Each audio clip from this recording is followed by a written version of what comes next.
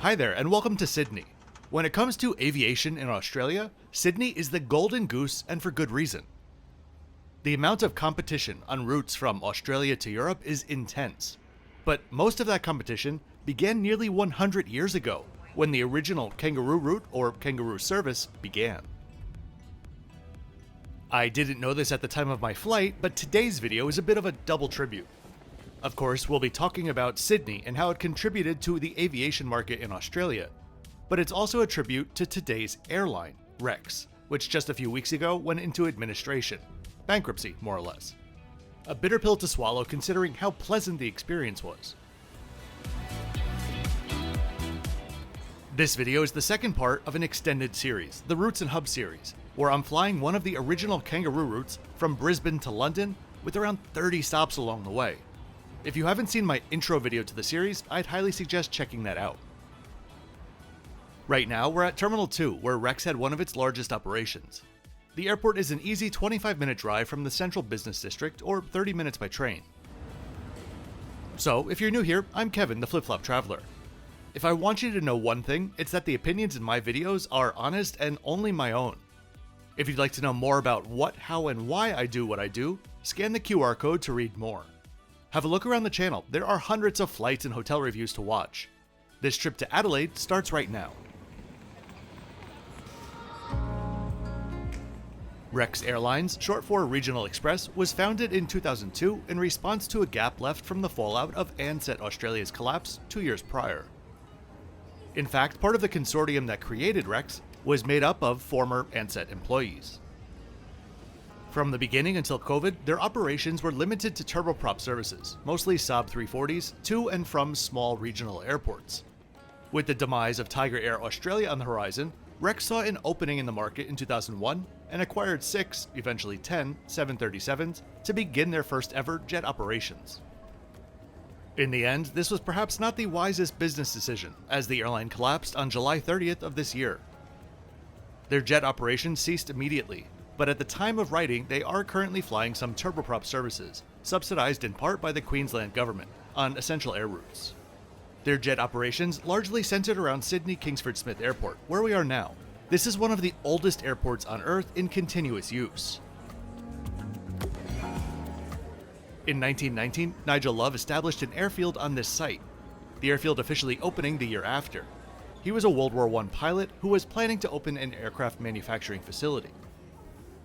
Some 4 years later, after his lease on the land expired, the Australian government acquired the site via eminent domain and put it into commercial operation the year after. By 1933, the first gravel runways were laid, and it was soon named Sydney Kingsford Smith Airport, after Sir Charles Kingsford Smith, a legend in the aviation world in the 20s and 30s. He was one of the country's first commercial pilots with West Australian Airways, but his fame came from his pioneering flights on 3 separate routes. In 1928, he and his crew were the first to fly the Trans-Pacific route from Auckland to Brisbane, stopping in Hawaii and Fiji along the way, the longest leg coming in at over 34 hours. That same year, he was also the first to fly across Australia from Melbourne to Perth, and also then the first to fly the Trans-Tasman from near Sydney to near Christchurch in New Zealand. His legendary pioneer status is well earned. As we dive in a bit, I'll put up the extended airport stats.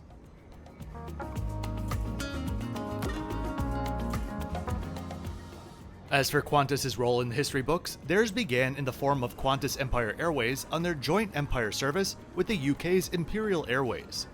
From the 30s to the 50s, the route changed multiple times, and Imperial became BOAC, but the goal remained constant: Australia to the UK faster. I'm currently in search of the Rex business class lounge, which apparently I walked right past, not realizing the lounge was actually an enclosed gate area. Accessible for business class passengers, it was quiet and pleasant, and had a really wide selection of prepackaged food and snacks.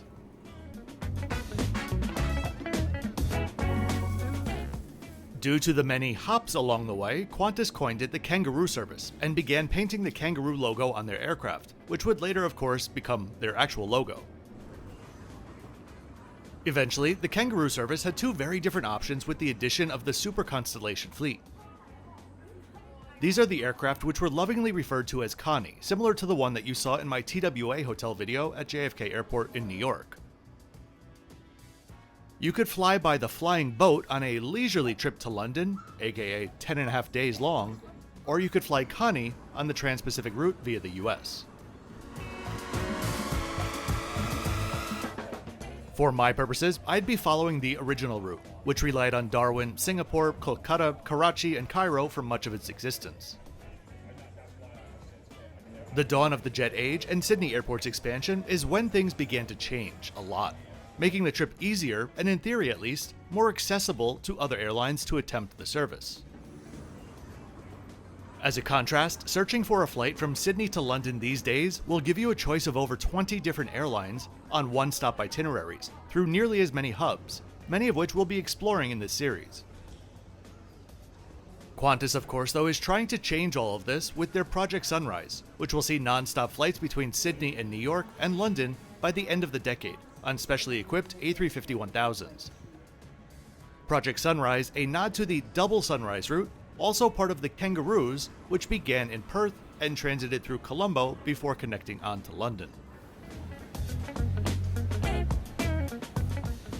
Can I just mention that script writing is usually the part of making these videos that I look forward to about as much as going to the dentist. But I'm kinda loving it for these historical trip reports. Let me know in the comments what you think of the format and the flow. The goal is a trip report with context, not a full history lecture with a flight, if you know what I mean. Let's shift modes a bit and begin this flight. Here's our 9-year-old 737-800 now. While the majority of Rex's 737s came from Virgin Australia and maintained their interiors, 4 of them did not, and this one is one of those, which was lucky since the interiors here are much nicer. This bird most recently flew for Samoa Airways, and before that, El Al, Vistara, and Jet Airways. One of the things that actually made it possible for me to do these 33 flights in 30 days were the oh so wonderful departure times. I tried to make as many of these days to not include 3 a.m. alarms and 11 p.m. hotel check-ins. It was just kind of like going into an office that never stayed in one place each day. It was wonderful.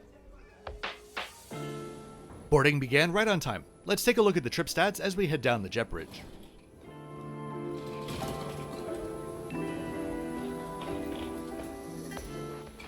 The seats on board were very comfortable, this model being a common sight in the industry these days. I've flown the same seat on American, Vietnam Airlines, and quite a few others.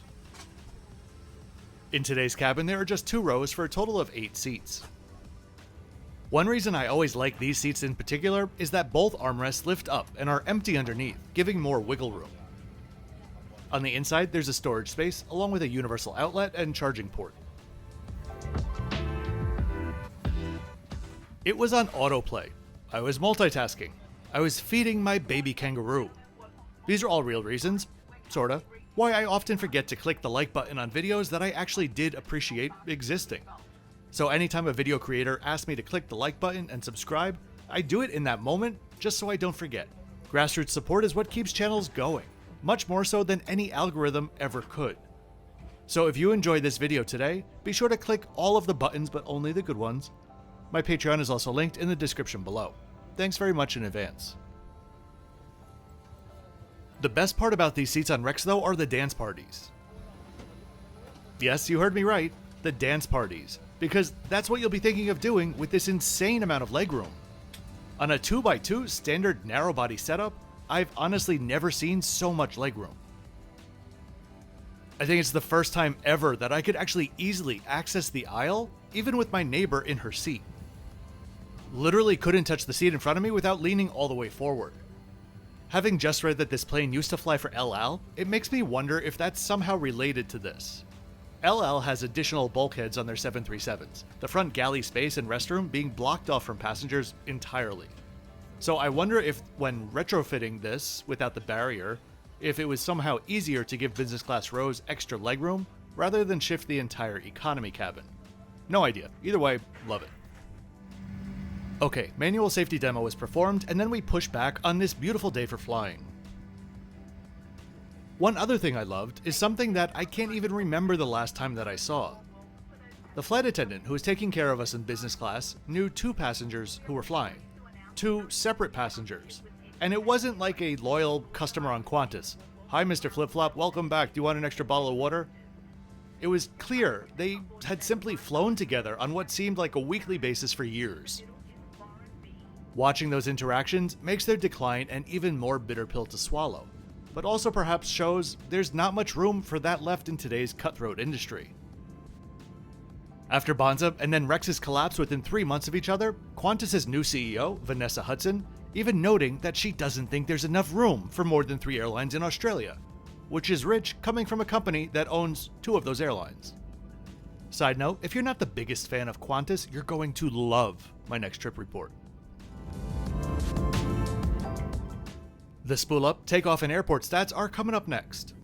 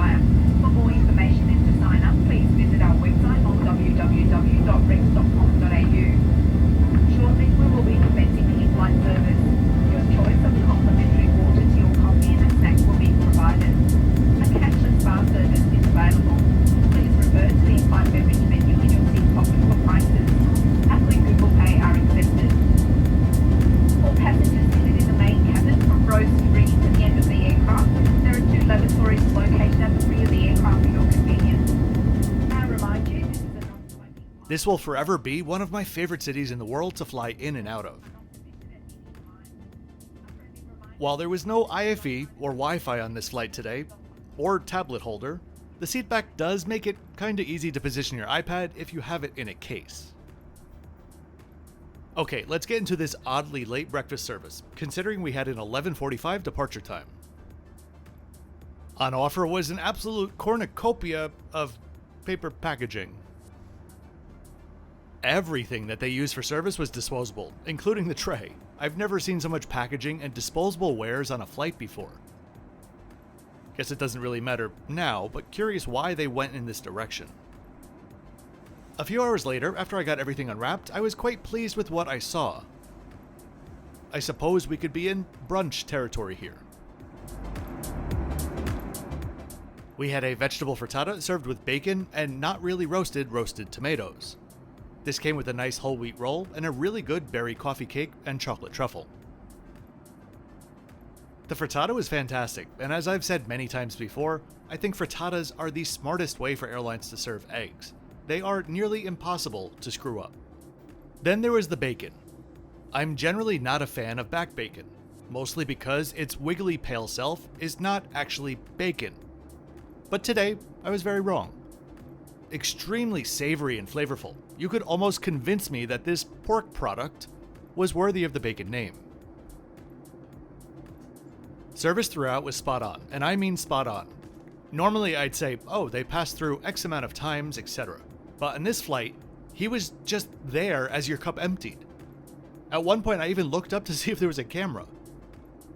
On 2 occasions I got refills on both of my drinks without even realizing it happened just because I was looking out the window. I also appreciated that they poured their wines at the seat. Granted, into plastic cups, but hey, you can't win them all. The bathroom was clean and organized. I'll always prefer these older sinks with faucets that don't have a mind of their own. Prior to starting our descent, they came around with a really nicely stocked snack basket as well as bottles of water.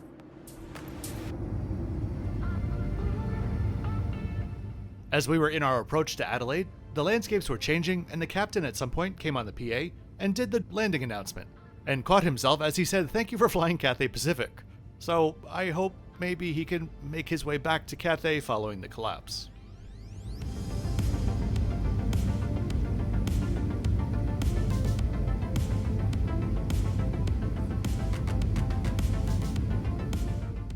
I'll let you enjoy the final approach and landing. The airport stats are coming up.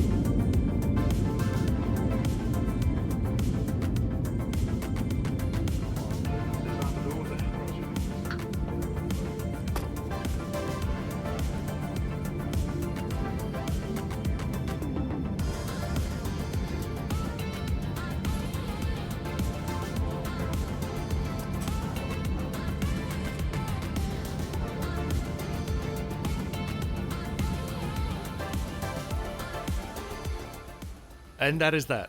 Part history lesson, part tribute trip report. This one is one that I truly enjoyed experiencing and making.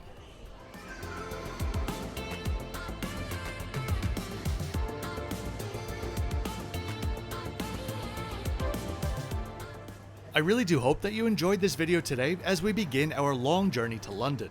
If you did, please be sure to click that like button and subscribe with notifications on so you don't miss out on my twice weekly videos.